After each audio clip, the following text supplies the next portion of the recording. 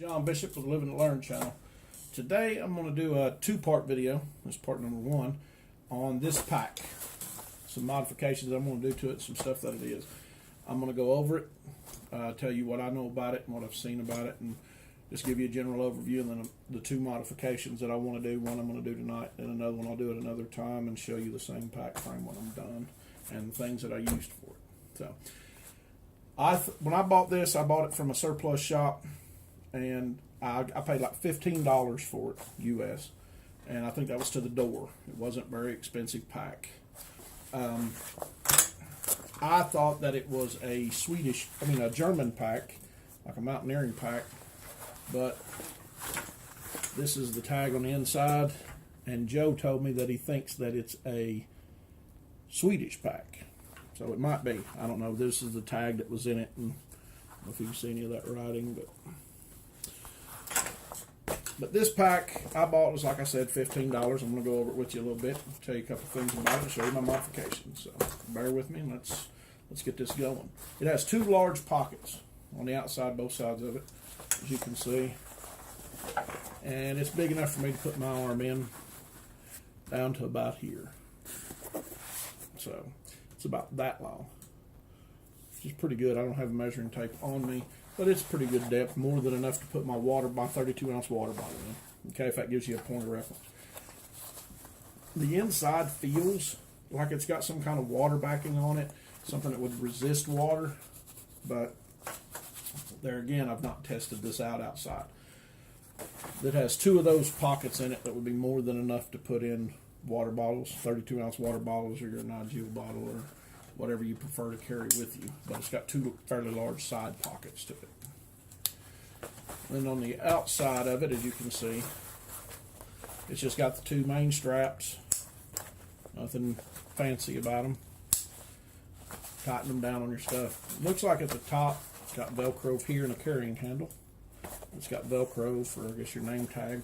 Then I would guess that this would be for either another pack that would clip onto it, or maybe your bedroll would go here, and then it had a strap at one time that hooked on both sides. It did not come with that. I do not know. I've never seen one in action anywhere. Okay. On the other side of it, it has some fairly thick shoulder pads. I like them. They feel pretty good for something that, you know, I think to me you wouldn't put an ungodly amount of weight in, but it definitely is pretty nice. They adjust pretty easily.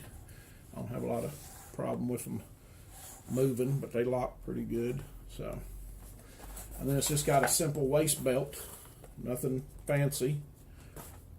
That, you know, no kidney pad or anything, just something to keep it around you from bouncing around if you had to run in it or anything. So, now I bought this, just so you know, to do day hikes with, just something to go out into the woods. I could pack some stuff up, maybe take my girlfriend on a little bit of a hike and do a picnic kind of thing, or just enough equipment to get me through the day and get back to the vehicle and relax without having to cover just a haversack that's cutting into me because I'm really not needing it. This is supposed to be that in between. So I don't really want to be just a haversack, and I don't really want to carry every bit of gear that I got into Bushcraft. This is supposed to be the middle. Okay. Then on the inside of it, it's got a nice cinch string to it. All the grommets look pretty good to it. I like them pretty well. They all seem to be quality there. It's got a simple slider. So that works out well. Like I said, I don't know if that's 100% waterproof or not, but it's definitely got a backing on it. So now, the way this thing was designed is on the inside of it. I'll take up these two straps. Inside of this pocket here, it's hard to see, inside this pocket went one of those folding accordion styled sleeping pads. And that's what it used for a soft, rigid pack, I guess you could say. I know it's kind of an oxymoron, but that would give it a little bit of body so it could stand up. You could dig through it without it all, you know, crumbling down and basically annoying you. So I didn't get that. Just so you know, I didn't order it with it. I thought it come with it, but it did not. It had to be ordered separately. I kept it the way that it was, and no problem. So what I ended up doing is I wanted some way to put a frame in here. Okay. I come up with, I could lash some poles together like a makeshift Roycroft frame. Didn't want that. So I went with what I consider pretty easy and fairly light scale here. PVC pipe. This is, I think, 1/2 inch pipe. Okay. Yeah, this is 1/2 inch. I don't think I got any pieces. Let's see, right there we go. 1/2 inch PVC. Okay, this is standard water pipe over here. You can see the size of it. And then I just got 4 these 90-degree elbows and cut it to the size that I wanted. All right. So, which was put it in the size of the pack that I wanted. I cut 2, so I would they would be twins. You can see one's a little longer than the other. These would be the size. This would be how wide it would be. And I just stick them on. I did not use any glue. I want everybody to know that. Don't use glue, because that way if I want to take it back apart or need it for anything, I can. Remember, if you're going to use this in another pack, I have seen videos, by the way, of people making an internal pack frame for replacing the Alice frame on a medium Alice pack with PVC pipe. And they used a heat gun and got all the curves and everything in it and put bracing in it. And I was all for it. It looked good. I don't know what the weight variance would be, but it looked pretty good. But when I weigh all these parts together, right, which I don't know if I can get this weighed in all right, but looks like it weighs about 300 grams. All right. So 300 grams worth of weight is what it's going to add. But now remember, one, this is going to make a little bit more of a floater. So if you throw it in, does hold air, which I don't think that's going to mean nothing. You do have storage if you needed something oddball to put in it. That's just if that's what you wanted, right? So, but what we're going to do right now is, I don't think that the weight is a problem. I don't think it's an issue with anything, especially for what it's going to be for. But I'm going to slap it together here and let you see how easy it is to manipulate this piping. It's not super hard. Okay, so we just put it all together here. See, halfway together. Set it down, a couple of taps to drive everything home in every direction. Make sure that it's flat. Lay it down on a semi-flat surface like that. Make sure you don't have any wiggle in it, corner to corner kind of thing. If you do, just twist it a little bit until it's nice and flush. Now, the reason I do that is because you're going to put it on your back, and it'll hold where it's at once it's in there. See, just makes a square frame. So, but what all I did was I opened this up and I measured side to side what it was. Okay, then I slide it in all the way to the base. Once the bottom's in, then I just put my 2 straps over top of to hold it in place. See that there? And that way I've still got this huge bucket area. Put in whatever I want, whatever I need in here. But when I stand it up to use it, it is now, does have a frame. Now, the good part about this, I have these, so that's going to work pretty good on you. That's pretty good padding. Then the inside of this, because the frame is here, I'll run my fingers across it. You can see it in there. You can see it down at the bottom. You can see it back up here. Since this does give us a little bit of rigidity, this belt's going to keep it up to your back fairly decent. You might want to curve it a little bit if you felt the need to, but you would modify this to what you like. Okay, but I like the fact that the center will give. See that? So it can concave a little bit, so your back can ride on your shoulders the way it should. And I like that, so I didn't put a brace in it or put any kind of Xing in it or anything. And overall, I like the fact that it makes it a little bit more rigid, right? Now when you look on the inside of it, you can see there it sets. It's not in the way of anything. And if you still want it, you have that pocket inside to still fold up whatever you want. Maybe an extra shirt or something to set on, or, a towel or something.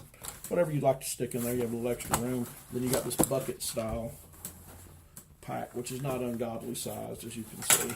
It's not huge. I'll knock the bottom out of it for you so you can see. But as you can see there, it's not ungodly sized. It's not humongous or anything. But it definitely more than, you know, a day or so worth of hike. You can throw good food in there, a good amount of water. Hike out on a trail, enjoy your day, come back and have more than enough gear with you to live very comfortably for that day and not worry too much about it. So it's a little day pack. Now the other modification I was going to do besides that, all right, well, it's right here in the very front, right here in this area, here to here. I was going to put a sleeve so I could slide my axe in it or my bow saw. So if I need to process lumber to be able to, you know, get your fire going or whatever you want to do out there, you could at least carry your extra tool with you. That's going to be my next project. I wanted to knock this one out. Now I'm going to go over, I think I told you that the price, I spent like $4 rough on the parts, and I've got plenty of parts of the main pipe left over. I could spend $1 and get 4 more and make another pack of a different size if I wanted to. But I want to go over that with you guys and show you this is going to be one of the projects that I'm working on. I've got some ideas how I'm going to mount that axe pack to it and what I'm going to do from there and try to make it, you know, usable. I want you to guys to understand that this was a cheap pack. I want to use cheap parts on it, and I want to just get a good little day pack together to go do what I want to do and not have to worry about it and spend a fortune on anything. Okay, so I hope you guys enjoyed that.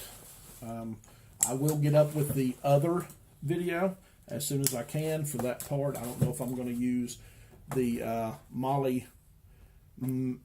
modified Molly, because I've got a second one, axe holder, that I did in another video. I've got another one that's not unmodified. It was an antenna holder. I was thinking maybe mounting that on there, but I like to do something that anybody could do at their house and not feel intimidated by it, or not have to get a special part, because I'll be truthful with you, I've not found that part anywhere else. I don't even have a part number for it.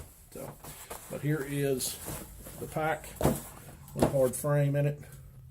I hope you guys enjoyed. If you have any questions, by all means, fill them out. Before I go, which I think I forgot, I want to throw it out there, is I cut everything with this, my Baco, and then I just trimmed it up with this little more. So it didn't take any kind of specialty tools. You didn't have to buy any kind of pipe cutters or anything. And you can usually find a lot of scrap laying around. You might actually have some of this already at your house somewhere, or off a construction site and they're throwing it in a dump. Keep your eye out for that. And a little footnote, regular pine that they use for raw material building makes a great practice bow drill kit.